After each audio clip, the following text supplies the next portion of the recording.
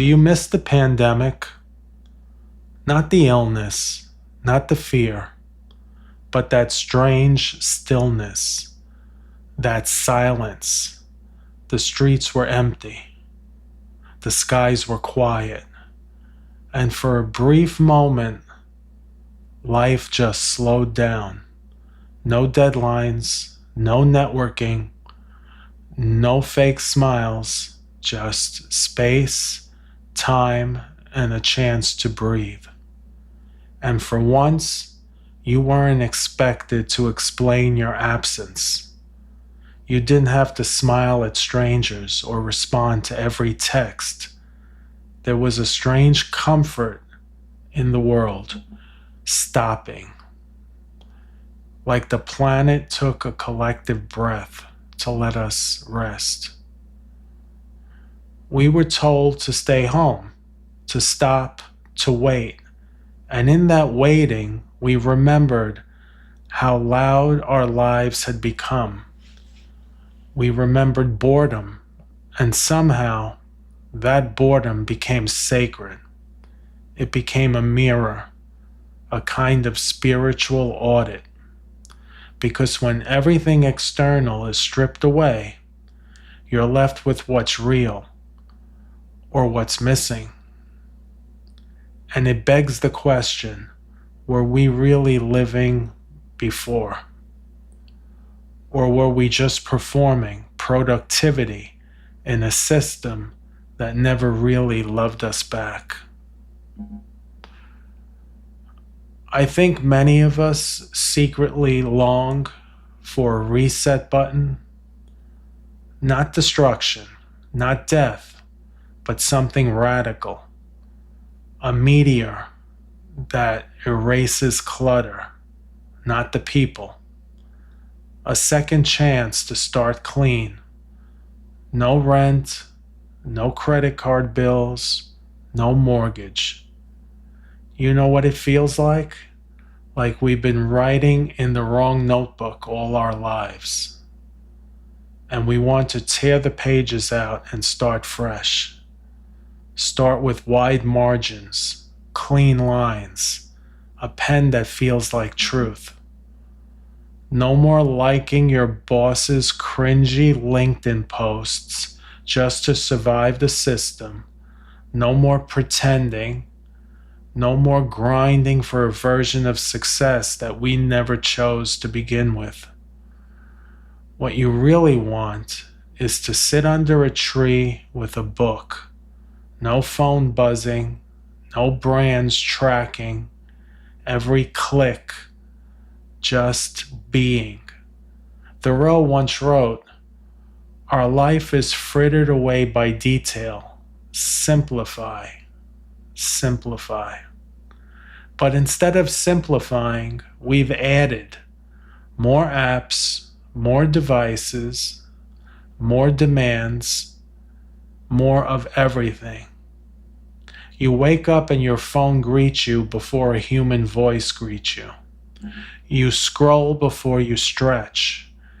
Your attention is fragmented before your feet touch the ground. We've traded time for convenience, presence for performance, experience for efficiency.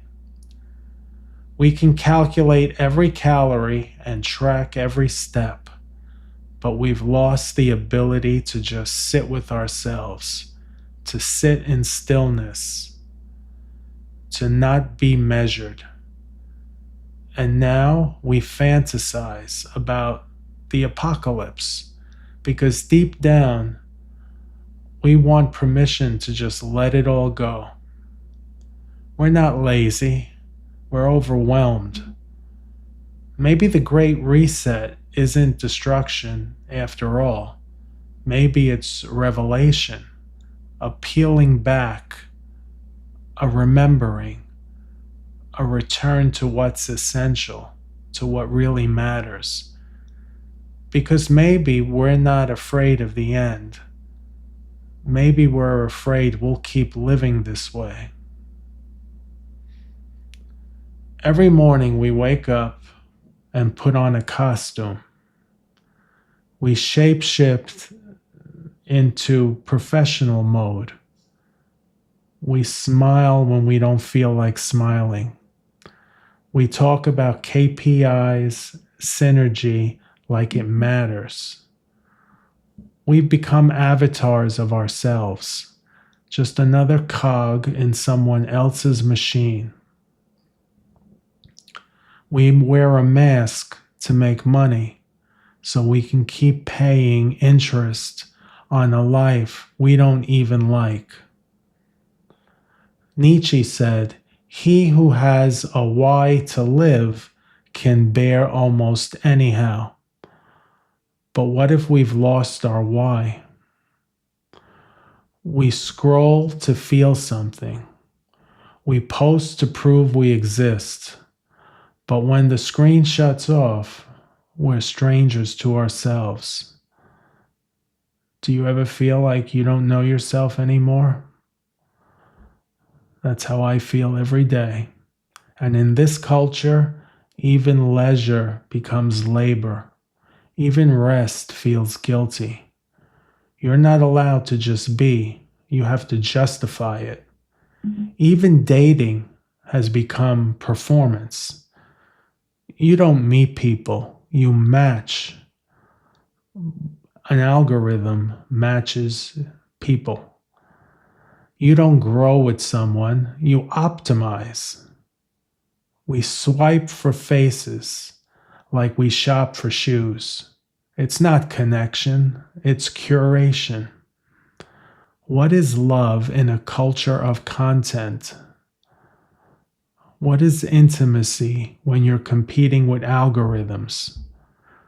Rilke said, "Love consists in this, that two solitudes protect and touch and greet each other." But we no longer know solitude. We only know visibility. Even friendship feels diluted. We know hundreds of people, some of us know thousands, but confide in no one. We double tap instead of show up. We've confused visibility with intimacy, performance with presence. We are desperate to be known, but terrified of being seen. And when your work becomes your identity, your failures become your worth. So we hide our burnout. We call it hustle. We call it grind. But it's really just survival. We don't own anything. Everything is rented, streamed, or borrowed. Our music, our books, even memories are stored in someone else's cloud. You don't hold a CD. You don't open a photo album. You scroll. You swipe. You subscribe. Baudrillard called it the age of simulation.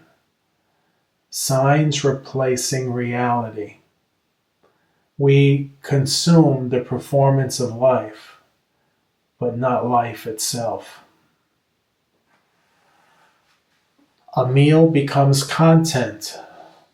A walk becomes a post. A feeling becomes a filter. We avoid calls, we speak in fragments, and we react instead of respond. Techno fatigue is very real, and it isn't just physical, it's emotional, existential. It's a kind of hunger that Wi-Fi can't solve. Notifications train us like dogs. Pings become permission to exist. We check them like mirrors, hoping to find some proof of relevance. But there is no proof coming. Some of us are starting to notice. We miss boredom. We miss slowness. We miss being unreachable, because the dopamine drip is drying up and the infinite scroll leads nowhere. So, is it the ending or a beginning? We're not, I don't like using the S word on YouTube, but we're not looking to off ourselves, let's just say. We're just tired. We're exhausted. We're tired of being told this is the only way to live. Tired of the noise, the pressure, the pace, the performance. Tired of pretending that endless scrolling and side hustles and self-branding is a life well lived. What we long for isn't annihilation, it's release. Maybe what we want isn't an ending, but a different kind of beginning. One without alerts, without algorithms, without bosses who demand productivity over presence, without brands mining your attention like gold, without the subtle, creeping pressure to keep up, show up, and shut up. So maybe we don't need the world to end in order for us to wake up. Maybe we just need to pause. Pause long enough to remember what we actually do want, what we do love, and what kind of life would make us feel alive again. Maybe the answer isn't burning it all down. Maybe it's just walking away quietly on your own terms. So delete the apps, get off social media, go buy a cheap notebook and start writing again. Print your photos, take a walk without your phone, read slowly, think deeply, talk face to face again, and love without conditions.